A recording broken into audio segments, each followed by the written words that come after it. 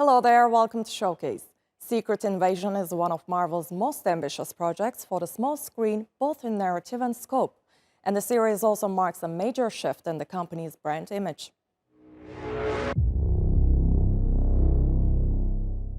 Fury,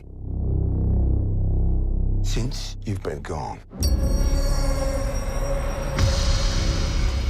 things have gotten much worse.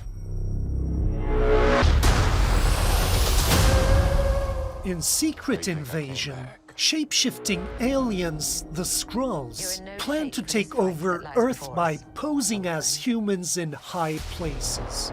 And it's up to Nick Fury to expose them. Shapeshifters. We can't trust anyone, not even our own men. Now I stand before you As my true self, without deception. I just want to talk. The show is based on the comics storyline that had many crossover characters. So if the series does follow the original source, this could mean major Marvel characters might pop up on television. Where are the Avengers? This is personal. Spoiler alert. In the comic books, Secret Invasion's conclusion also ushered in a dark age for Marvel. And villains disguising themselves as important figures began to run everything, including national security. Nick Fury's organization S.H.I.E.L.D. became Hammer, and it was run by one of the baddest bad guys in the Marvel universe. Fury, we gotta be very careful now. The titles of the comics were also accordingly changed at the time into Dark X-Men and Dark Avengers. You don't know what they have planned for you. Now, Secret Invasion, the TV show, is already receiving attention for bringing a darker edge to Marvel. Reviews say it has also introduced mature themes to the MCU, making it play more like an espionage show rather than a superhero one. But if the series and its conclusion influence future Marvel movies, then we can expect a bigger shift in the company's brand aesthetic. Because let's face it, fans accepted Marvel as the comic book publisher turned movie company with the light, comedic productions. This is just the beginning. And it's their rival DC, which is known for the darker stuff.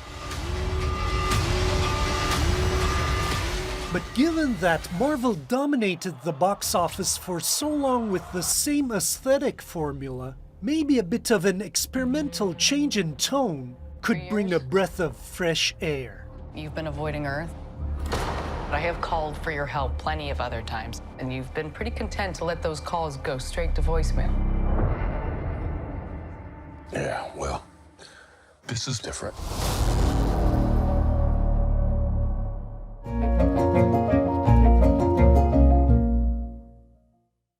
Spanish artist Eva Fabregas has opened an exhibition at the Hamburger Bahnhof Museum in Berlin.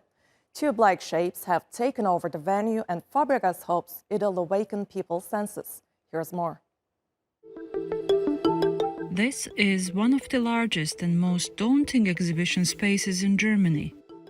But Eva Fabregas has tamed the space with 70 inflatable and colorful sculptures that fill the floors and even crawl up to the ceiling.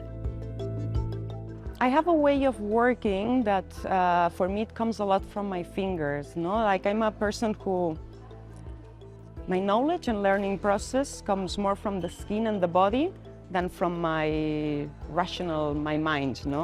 And I really hope that art can propose new ways of sensing and experiencing the world around us that comes from a more intuitive manner, that comes from the senses, that comes from the fingers. And that, I would say, is the hope I have from people coming in that space, that they can approach art and the world in a more embodied way. Fabregas studied fine arts in Barcelona and London. She has exhibited her work in both cities and also in Munich and Ghent. This collaboration at the Hamburger Bahnhof with 15 other artists is her largest project so far.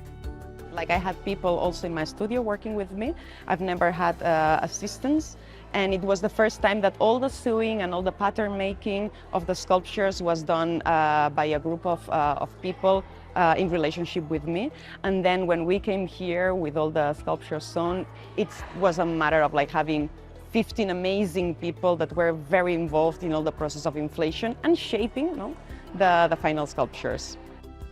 It was the director of Hamburger Bahnhof, Sam Bardui, who brought Fabregas to Berlin after becoming fascinated by her work.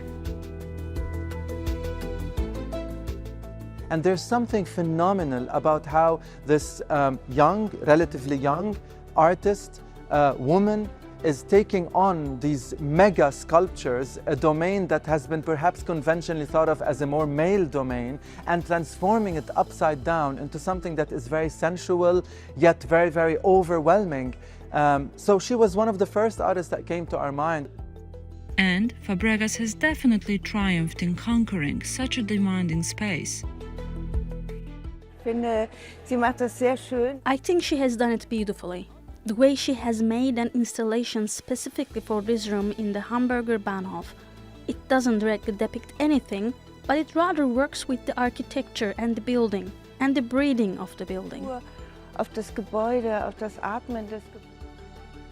Fabregas perceived the space as a passage that invites visitors to walk through and explore the sculptures. And the pulsating pieces give off an organic vibe to enhance the overall experience.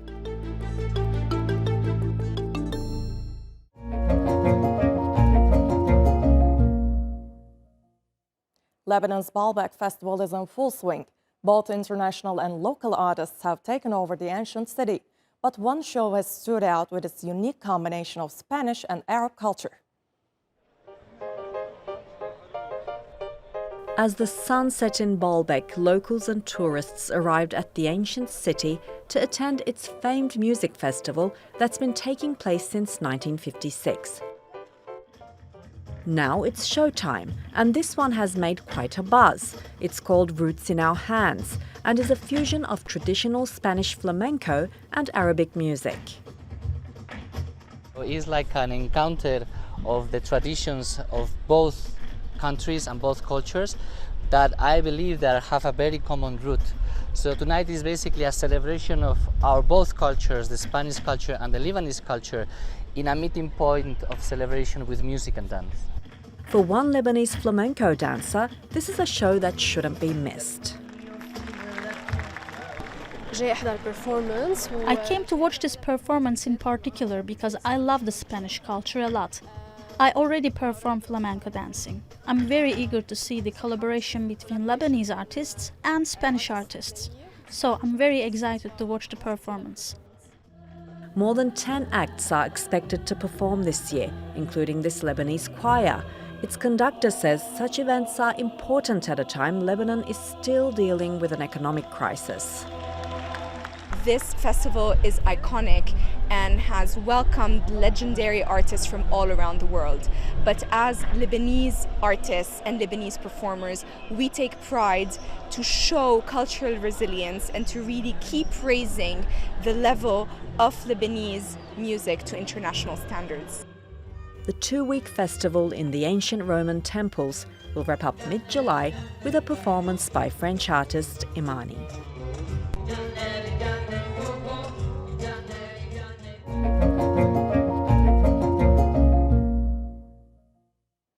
Paris's Musée Rodin was the backdrop for the latest Dior couture collection. Designer Maria Grazia Chiuri presented designs inspired by power, feminism, and the divine.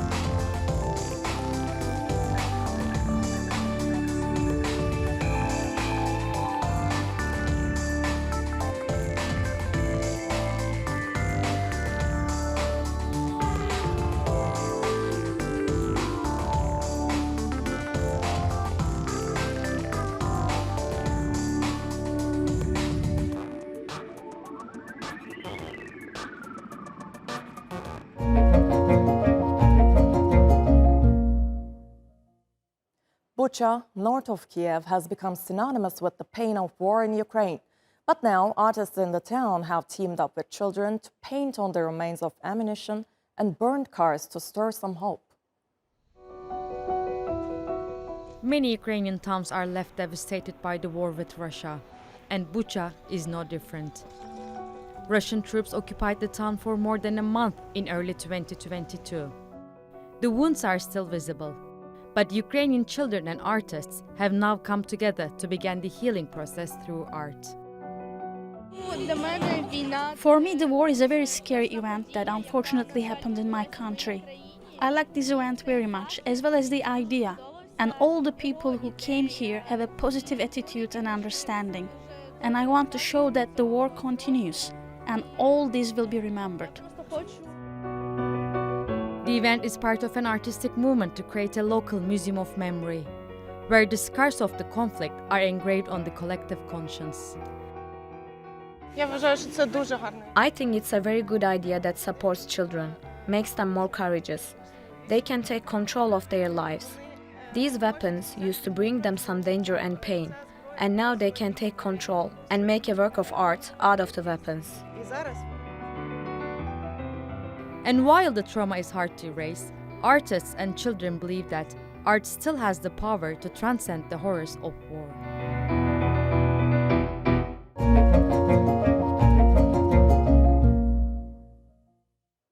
Comedy crime mystery series The Afterparty is back on Apple TV Plus with its second season. This time, the victim is a groom who is killed on his wedding day. Take a look. Has there been another murder? Actually... The second season of The Afterparty takes place the day after a wedding where the groom is killed. And just like the first season, the series follows each guest's perspective from the previous day. A former detective tries to solve the murder by listening to the mind movies of the wedding attendees. Created by Christopher Miller, each episode includes different genres and is depicted through the styles of Jane Austen, Alfred Hitchcock, and Wes Anderson. She was all... I didn't want any of these things to feel like a spoof or a parody. The idea was, each of these characters, how do they see themselves in the world? And Hannah seemed like the kind of quirky, twee type of person to tell her story in that way. And so anytime anything felt like it was like a reference to something that had already been done in, say, a Wes Anderson movie, we were like, oh, we don't want to do that. This is not a parody. This is a pure version of an original story told with that sort of vibe, and I think it really was successful. It felt like a real movie. It's like the only chance you get to operate in that style. Yeah. Without being accused of biting it. Right. It's delicious. And the actors say they loved getting to tell their stories with stylized episodes. Anyone could have done it.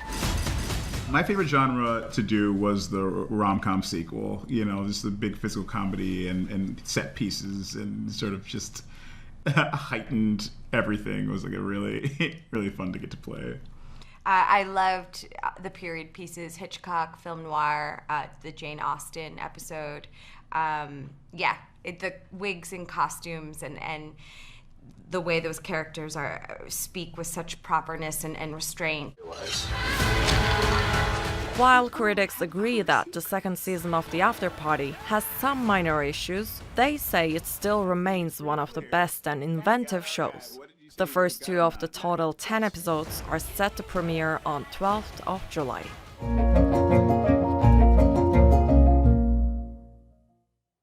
Russia's traditional headdresses known as Kokoshnik have many different types, but now a designer has come up with her own way of carrying on the custom. Historically, a kokoshnik is a headdress worn by married women in Russia. It's a tradition that goes back to the 10th century and still remains a centerpiece of Russian dance ensembles and folk culture. As for this kokoshnik, it's the work of Siberian designer Olga Pashkina. But she likes to give her headdresses a modern twist, and for that, she's been criticized. Pashkina is actually a teacher of art and drawing by education, and until 2016, she worked as a furniture and graphic designer. Then she became fascinated with Kokoshniks after attending a masterclass on props, and that's what brought her fame. I'm often criticized for the historical inaccuracy of this headgear. I would like to say that my Kokoshniks, they are more fantasy, designer ones. I, as an artist, see it this way. Well, in general, people get to understand that this is a Kokoshnik, although it is not historically true, not the same as it used to be worn in old Russia, but for a photo shoot, for beauty contests. It is beautiful and in demand. Pashkina makes only 3 to 5 headdresses per year. She sees it as a hobby, not a full-time job, and her art education proved handy when coming up with ideas for new Kokoshniks. Since I have a degree in arts, I know the paintings of Russian masters. I always liked the way they depict women in Kokoshniks. And I even had a Kokoshnik of a snow maiden, which was very reminiscent of Rubel's painting, The Swan Princess. So I took inspiration from the paintings of artists. Her headdresses are particularly popular among fashion photographers and participants of beauty contests. She approaches everything creatively and uses beautiful, interesting materials. This is not just a costume that is made according to a sketch, it's a costume in which the soul is invested. Traditionalists might not be happy with Pashkina's work, but she sure has her fans. For now, she's not making many Kokoshniks, though considering the growing interest in her eye-grabbing pieces, that might soon change.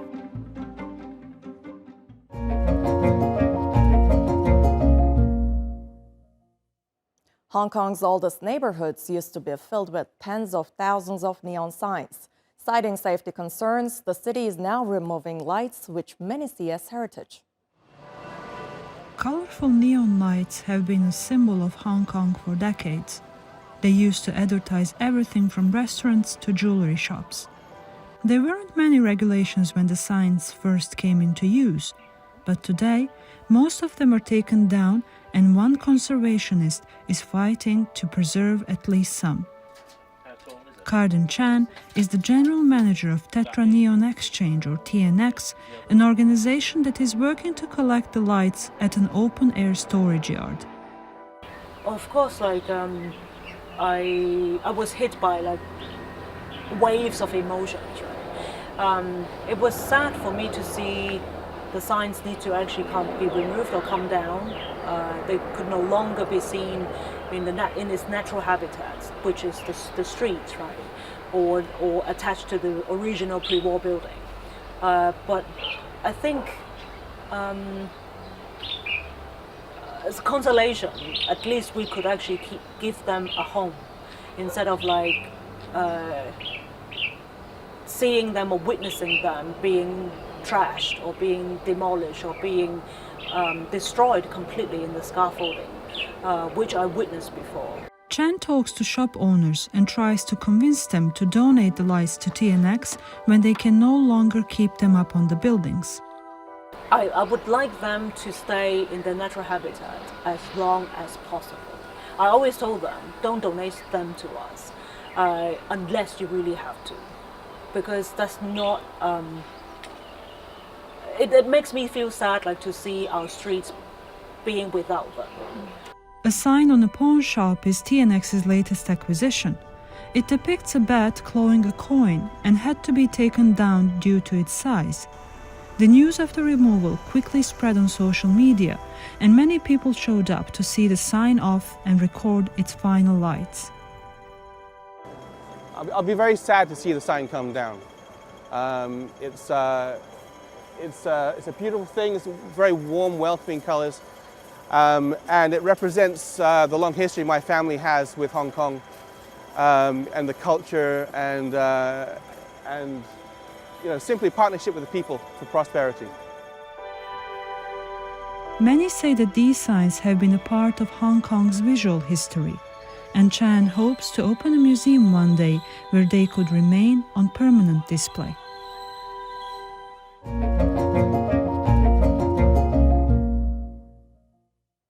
A visually impaired British artist makes Braille-inspired works. He's racing against time to produce as much art as possible until he loses his sight completely. Clark Reynolds was born with limited sight, which he has now almost completely lost. His declining vision has led him to become a full-time artist. Reynolds now makes art that anyone, sighted or unsighted, can enjoy. Obviously, when I learnt Braille 3 years ago, it was like, how can I make it accessible for everyone? And it was like, well, Braille is not meant to be seen. And then I had the idea about giving it colour. And behind you, you know, they look something out of very pop arty, but the idea, the colours aren't random. So what I did, I looked at the commonality of letters appearing in words, then used colour theory. So they weren't just random colours I plucked out of the air. The power of touch is on display at Qantas Gallery in London, and they're happy to provide Reynolds a platform. There's obviously many blind artists, you know, in the world, but of course, how many of those are being able to be given a voice and to be recognised as a standalone artist? I think there's a big stigma behind, you know, whether or not an artist should have some kind of a platform, whether they're blind or have a disability of some kind. Reynolds breaks down barriers even further by inviting visitors to touch the art and experience the sensory aspect of his work. You know, you have to think of different ways of seeing, and being able to touch it is really nice because you're so used to going to galleries and it's like, don't touch anything. So that's been, yeah, really good as well. And I like that there's the coloured bits here, and then there's bits that don't use colour, and then there's the bit in the dark room. Yeah, it's a really good mix of kind of like different sensory things. Really enjoyed it. Reynolds is optimistic about his future, but he's not fully confident it will always be as bright as it is now. No one is doing what I'm doing, you know, so the future is bright on that scale. You know, I know I'm going to provide a safe haven for my family. But the future is looking dark because I'm going blind, you know. I may have another couple of years left of the sight that I've got left, and it will be, how do I do my art? So I'm thinking of ways now, that creative ways of me still producing my art. Running out of time, or even worse, sight, could be paralyzing for many, but for Reynolds, it seems to be the force that drives his grit even further.